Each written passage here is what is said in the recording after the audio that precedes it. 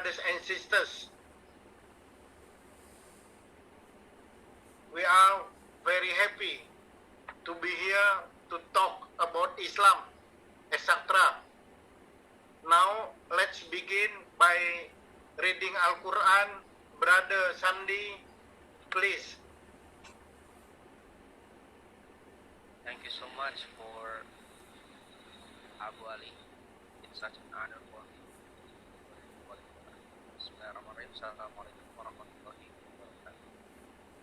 Waalaikumsalam warahmatullahi wabarakatuh.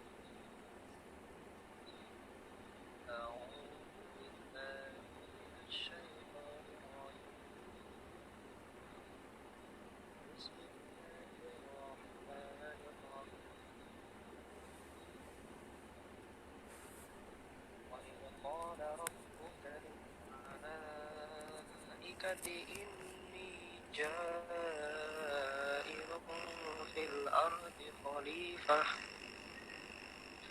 قالوا أتجعل فيها من يفسد فيها ويسفك الدماء ونحن نسبح بحمدك ونقدس لك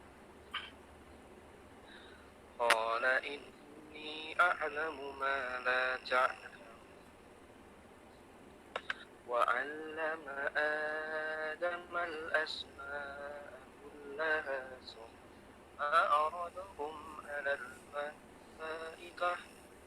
ثم أردهم على الملائكة فقال أنبئوني بأسماء هؤلاء إن كنتم صادقين صدق الله العظيم. Assalamualaikum warahmatullahi wabarakatuh. Waalaikumsalam warahmatullahi wabarakatuh. The time I will give to Professor Dr. Hamidullah Maulana Fatafaddal, please, 15 minutes or 20 minutes. Okay. Prof. Afwan. A'udhu billahi minash shaitanir rajim. Bismillahir rahmanir rahim. Am I audible? Yeah, I can hear you. I can hear him. Okay, thank you. Alhamdulillah. But not very clear. A'udhu billahi minash shaitanir rajim. Bismillahir rahmanir rahim. Now it's okay? My voice is clear? Could you please speak up a little? Yeah, A'udhu billahi minash shaitanir rajim. Bismillahir rahmanir rahim. Is okay? Okay, Okay. Brothers, sisters, and my very dear Mr. Awali, Mr. Sandi, Mr. Munir, and so many other sisters and friends. Today we are talking about Norsian model of education. Norsi was a great scholar, reformer, and visionary scholar of Turkey. He is the person who has kept Islam, intact and living in the hostile environments of the Turkish, empire. When there was attacks from liberals and secularists, and especially from the Ataturk, Kemal Ataturk. So he gave a very holistic approach to Islamic education, and he was following the prophetic model of education in a sense. يزكيهم ويعلم الكتاب والحكمة and يتلو عليهم آياته. There are three type of institutions in one institution of education. One is Zawiya, that is spiritual education. Second is madrasa, that is worldly education. Third is maktab, that is religious education. So these are to be combined together, and he gave this idea. And there were other people, for example, Sir Said Ahmad Khan of India. He said that we need to emulate the Western model of education, scientific model, and such a type of other models where we have to believe in the Western science as the paradigm.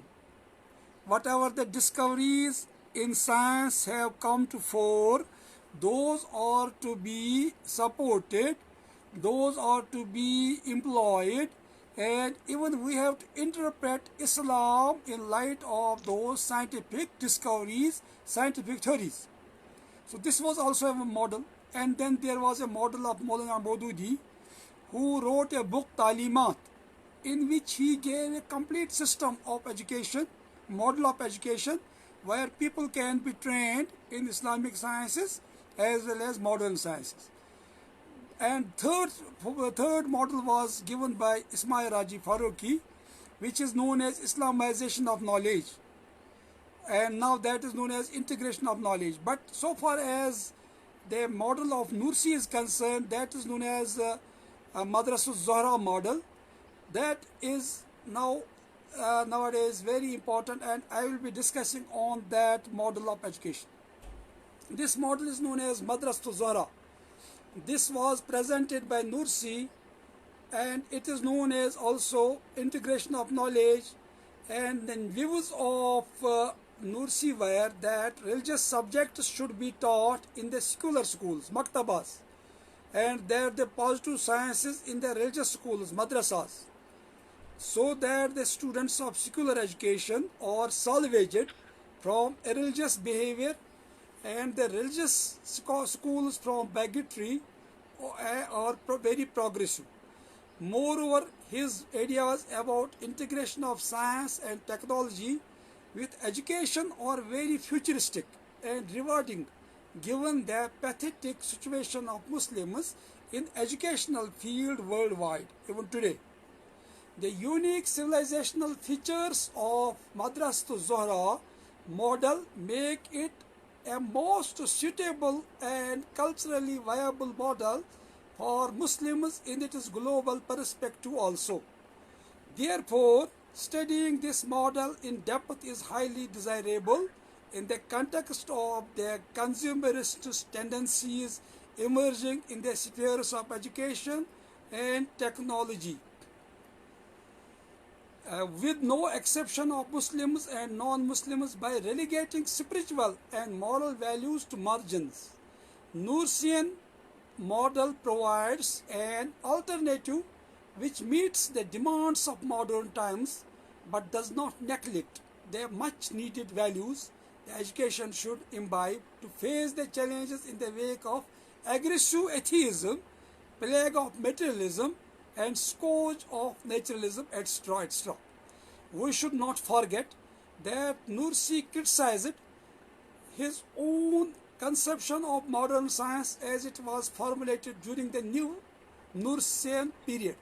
There are different stages in the life of Norsi, and that is known as Old Sayyid and New Sayyid. In the earlier stage, he advocated a theory which he later on repudiated, because he was always progressing in his thought and there was progression in his vision about education. But he still did not deny the utilization of the findings of modern science, especially the use of modern inventions. He did not say that Muslims should not use modern scientific apparatus or the technological inventions, or they should ignore modern developments which are taking place in science or technology. Thus, there was evolution in the views of Norsi's intellectual perspective, which tended to downplay the findings of modern science in the interpretation of their religious texts. Norsi admitted this lapse in the later stages of his intellectual life and held it to be an error. An error he once defined as polishing Islam. It is true that Norsi realized some of the shortcomings of modern science, but this realization does not reflect in comprehensive critique of it. For example, Norsi arrived at the conclusion that modern science is not interested in meaning, but it is lost in dealing with the details of the material reality. He also realized the fact that modern science is literalist, but instead of relating this literalism to the quantification of science, he rather identified it with material causality on formulated his intellectual discourse for its refutation. Sayyid Nursi had a different perspective on science. He argued that, quote, Islam is the master and guide of the sciences and the chief and father of the true knowledge, unquote. For integration of knowledge, his view is that religious subjects are taught in the new secular schools maktaba and that the positive sciences are taught in the religious schools madrasa. He argued that if the students are taught in this method, those in the secular schools will be saved from being without religion, while those in the religious schools will be saved from bigotry. A beautiful combination of scientific and religious sciences as envisaged by Nursi can be seen from this statement, quote, the light of the conscience is the religious sciences. The light of the mind is exact sciences. Reconciliation of both manifests the truth. The student's skills develop further with these two sciences. When they are separated from the former superstition and from the later corruption and skepticism is born, unquote. Norsi is not a depreciative of modern scientific advancement, unlike many traditional clerks. Rather, he thinks that the scientific revolution is an exceedingly important turning point in the history of human intellectual endeavor, and visualizes that it has set the standard for the intellectual and scientific activities in modern times, encompassing even the domain of religion. So science has role not only in the affairs or the spheres of its activity, but it has implications for the religious understanding as well. So we can't ignore science in modern times, is the viewpoint of Sayyid Nursi. This was warranted by the notion that Islam could not remain oblivious to intellectual inquiry, as it was itself the act of knowing. He wanted to integrate the science of modern times with Islamic thought, but his theory of integration was the new exegesis of the Quran, to be written almost exclusively in light of the findings of modern science and try to put into practice with an added enthusiasm. He designated the project as Mirajul Quran, Quranic Ascension, and advocated it as one of the genuine modes of approaching the truth alongside the three traditional strands of Islamic thought and spirituality, that is, Sufism, Tasawwuf, Islamic philosophy, Hikmah, and scholastic theology, Kalam. He showed the importance of precision and clarity in interpretation, which has been brought to fore by modern science, while as for the first generation of Muslims, only reason was available. What needed to be done was the integration of the findings of this new science into the method of Mirajul Quran and interpretation of the Quranic verses in their light. He thought that his exegesis was supported by objectivity and universal validation of modern science. But still, this project did not materialize in the manner Nursi wanted and gave way to a different project. The Risale-i-Nur, this is the book which has been compiled from various teachings of Sayyid Badiuzzama Nursi, and which is consisting about 6,000 pages, very important interpretation of the Quran in modern terminology, taking help from science, philosophy, and tasawwuf, and whole scholastic thought of Muslim world, starting from earlier scholars to modern times. The Risale-i-Nur project came to light as a continuation of it, though with different orientation, also ascribing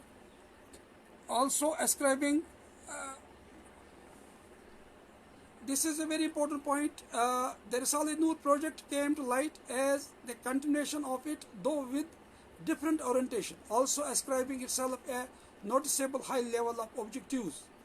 In this project, instead of relying on the findings of modern science and composing it in the form of systematic exegesis, Nursi preferred to rely on his inspirations, which, as he defined it, reflected his choice close reading of the Quran, knowledge based on the divine revelation, and which also taketh into account scientific developments, will surely bring more good than evil. According to Norsi, the miraculousness in the Quranic verses is the eloquent language of the Quran. It is not to be searched for in Greek philosophy, or if you are a free thinker, see how ancient philosophy and science have imprisoned minds within the walls of some errors and thrown them into abjection. However, the new scientific approach has brought down the walls of that prison. It is clear that the key to the treasures of aspects of miraculousness in the Quranic verses is the eloquent language of the Quran. It is not to be searched for in Greek philosophy or scholasticism. For sure, the greatest obstacle which causes us to suffer misery in the world and the Westerners to be deprived of happiness in the hereafter, and which causes the sun of Islam to be eclipsed, is the supposed conflict between some outer aspects of Islam and certain established scientific facts. This is strange, to say the least, for how can something be in conflict with a very phenomenon that has given rise to it? For it is Islam which has shepherded the sciences and even given birth to many of them. Yet the fallacy of the conflict between Islam and science continues to prey on our minds, driving many to hopelessness and serving to close the doors of knowledge and civilization to many Muslims.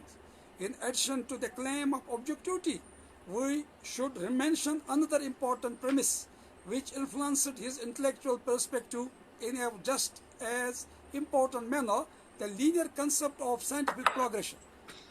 Buddhism was conscious that mind, the knowledge and science became dominant in this age. Even if teachers do not mention Allah, he attracts attention to the properties of each science showing Allah. He shows the events in the branches of science like economy, astronomy, philosophy, physics, chemistry as evidence of the existence of Allah through detailed explanation. Only this view of Sayyid Nursi shows that he has a philosophy that sees belief and science and the education of them as interrelated. Sayyid Nursi observed all scientific events through the eyes of a theologian, and he explained his approach successfully within the boundaries of the reasoning of the mind. He states that the Quran includes exact sciences and encourages them. The decree of Islam about the outcomes of science is important in that it shows what causes those results.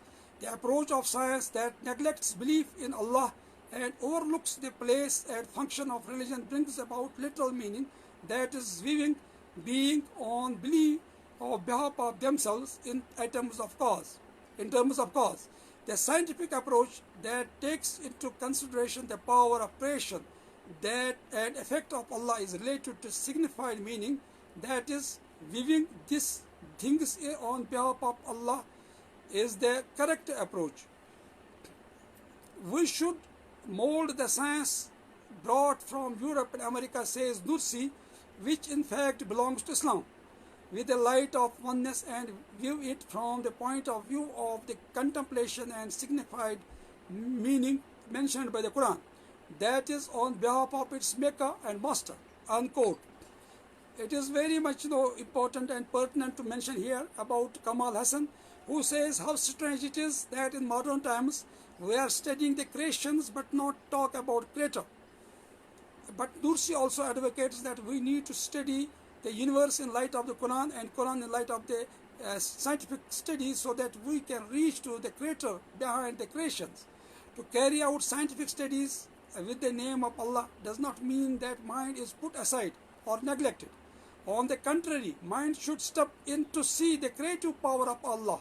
Badiuzzzaman Sayyid Nursi expresses this as follows, quote, "If you cannot encompass this elevated order, adorned with bezels of wisdom with your sight, and you are incapable of understanding it through inductive reasoning, look through the prying eyes of the sciences, which are the senses of your species and are formed through the meaning of minds and conjunction of ideas, and are like the ideas of the human race.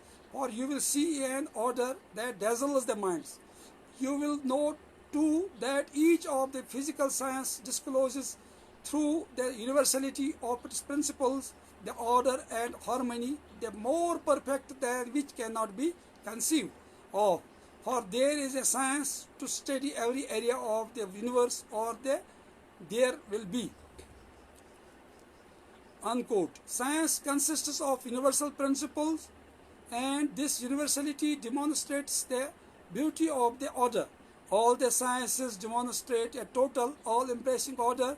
Each is a shining proof pointing to the benefits and fruits hanging in bunches from the links of the chains of beings, indicating too the instances of wisdom and advantages concealed in their changing states.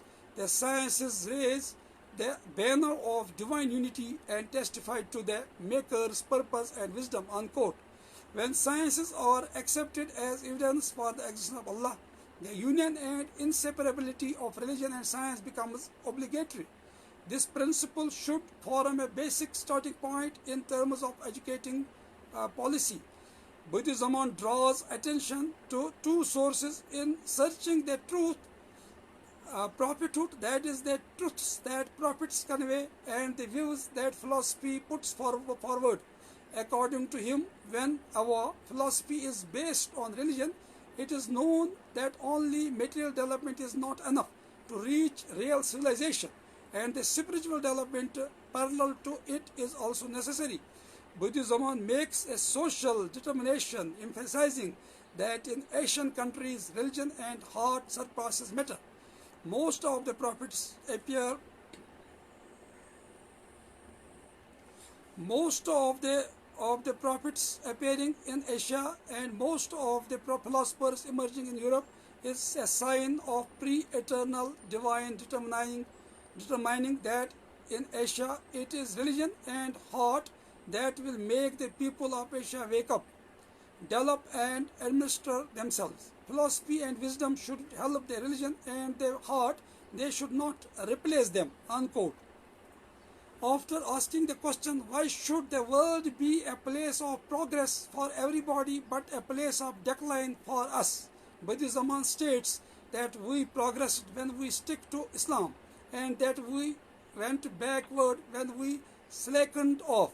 Indeed, the facts that European civilization is not founded on virtue and guidance but rather on lust and passion, rivalry and oppression, and that up to the present the evils of civilization have predominated over its virtues, and that it has been infiltrated by revolutionary societies like a worm-eaten tree, are each like powerful indications and means for the supremacy of Asian civilization, and in a short period of time it will prevail. How is it that while there are such powerful and unshakable ways and means for the material and moral progress of the believers and people of Islam, and although the road to future happiness has been opened up like a railway, you despair and fall into hopelessness in face of the future and destroy the morale of the Islamic world, and in despair and hopelessness you suppose that the world is the world of progress for Europeans and everyone else. However, it is the world of decline only for the unfortunate people of Islam. By saying that, you are making a grievous mistake, since the inclination to seek perfection has been included in man's essential nature. For sure, if doomsday does not soon engulf man as a result of his errors and tyranny, in the future truth and justice will show the way to worldly happiness in the world of Islam, inshallah, in which there will be atonement for the former errors of mankind brought by the Western civilization. Elaborating upon the need for the change after the completion of Islam and the room for reformation in all aspects of life, including legislation and education, Norsi says, quote, "Sacred laws change according to the age. Indeed, in one age different prophets may come, and they have come. Since subsequent to the seal of the Prophet ﷺ, his greater Sharia is sufficient for all people in every age. No need has remained for different laws. However, in secondary matters, the need for different schools has persisted to a degree. Just as clothes change with the change of the seasons and medicine change according to dispositions, so sacred laws change according to the ages and the ordinances change according to the capacities of people. Because the secondary matters of the ordinances of the Sharia look to human circumstances, they come according to them and are like medicines. At the time of the early prophets, since social classes were far apart and men's characters were both somewhat coarse and violent and their minds primitive and close to nomadism, the laws at that time came all in different forms, appropriate to their conditions. There were even different prophets and laws in the same continent in the same century. Then, since with the coming of the prophet of the end of the time, man as though advanced from the primary to the secondary stage and through numerous revolutions and upheavals reached a position at which all the human people could receive a single lesson and listen to a single teacher and act in accordance with a single law. No need remained for different laws, neither was there necessity for different teachers. But because they were not all at all completely the same level and did not proceed in the same sort of social life, the schools of law became numerous. He says further, if like students of a school of higher education, the vast majority of mankind were clothed in the same sort of social life and attained the same level, then all the schools could be united. But just as the state of the world does not permit that, so the schools of law cannot be the same. The traditional Islamic schools of thought and spirituality had degenerated and they had to be replaced with a different school. In Norsi's eyes, the Risale-i-Nur collection came to fill this gap and he believed that it succeeded in this to a great extent, synthesized thought and spirituality in a single body of work. Nevertheless, they do not provide a satisfactory answer to the question of why he came to consider the traditional schools as having degenerated. What brings this important detail into light is a series of statements made by him on the relationship between the emergence of modern science and the lack of efficiency of the traditional schools. The totality of these statements reflect the fundamental premises of Norsi's thought as they were formulated during the Old Sage period in a clear way and provide important clues. The only solution to this is to teach religious sciences properly in modern schools, to teach new branches of exact sciences instead of ancient Greek philosophy, which is unnecessary now in religious schools, and to have very competent schools in Darwish lodges, that is Zavia.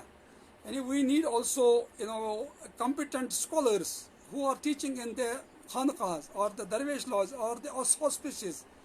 While they are realized, those three branches will develop in harmony and reach high ranks.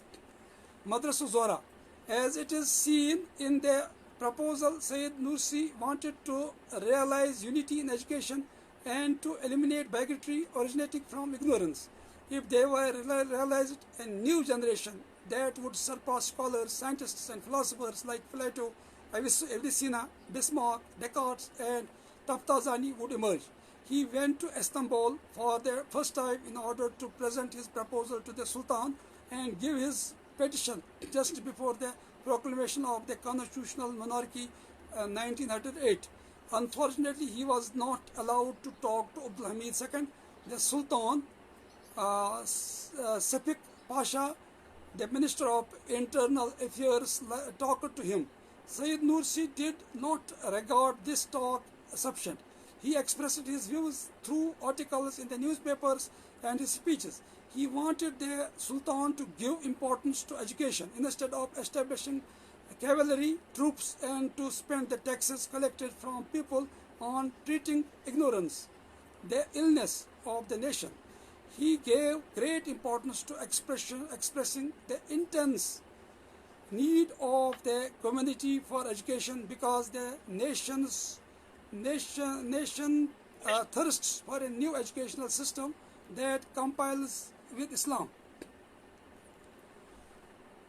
We see that Badiuzzzaman Norsi insisted on his proposal of establishing an Islamic university which would save Eastern Anatolia from ignorance and would develop it, that he demanded it from Turkish Grand National Assembly while the Republic was being founded, that with the signature of 163 members of the parliament out of 200, a fund of 1,50,000 lira was allocated for it, but that was unsuccessful because the government of that period did not adopt it. However, the Democratic Party government, which came to power in 1950, showed respect to the demands of the people, and to Sayyid Nursi established Erzurum University with this intention. Being glad with the opening of the university, Sayyid Nursi said, quote, "My university would be like he wanted in the course of time. The higher education institution that was desired to be established was going to be in the triangle of one Diyarbakir, Bitlis. It was going to serve primarily to the Anatolia and to the Middle East countries like Iran, Arabia, Egypt, Pakistan, Turkestan and Afghanistan, and it was going to render an important service to realize peace and fraternity." Badiuzzzaman had an instinctive dissatisfaction with the existing education system, which when older he formulated into comprehensive proposal for its reform. The heart of these proposals was the bringing together and joint teaching of the traditional religious sciences and the modern sciences, together with the founding of a university in the eastern province of the empire, the Madrasa Zohra, where this and his other proposals would be put into practice. In 1987, his endeavors in the field took him to Istanbul, and an audience with Sultan Abdul Hamid was also sought.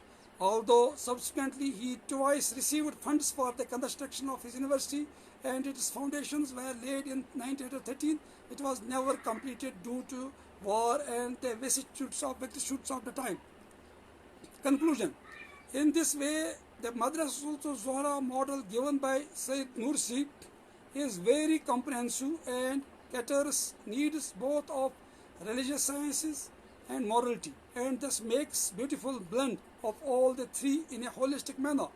Sir Said had envisaged a model based on Western standards of education and morality and scientific temper, but he ignored the basic religious elements which were being trampled over under its feet because Western secularism and atheism was the leading educational undercurrent post-Renaissance. Maulana Mudri was a visionary, but practically, except his experiment with Thanvi Darasgah at Rampur, no other full-fledged scheme of education could be implemented by him which could convince Muslim world to adopt it or make it as a model. His critique was limited to Sir Saidian model of scientific education or secular education. No doubt he gave very important proposals to the authorities of the Medina University and also provided good advice to Nadwatul Ulama functionaries of India at various occasions, but practically his suggestions remained just recommendatory and were not implemented fully anywhere in the Muslim world.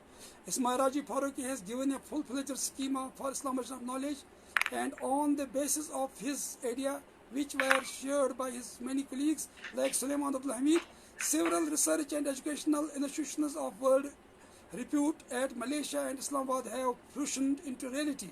But Nursian model surpasses all these models as it is envisaged in the wake of aggressive atheism and plague of materialism which had made their inroads under the garb of the naturalism in post-Kemalian Turkey.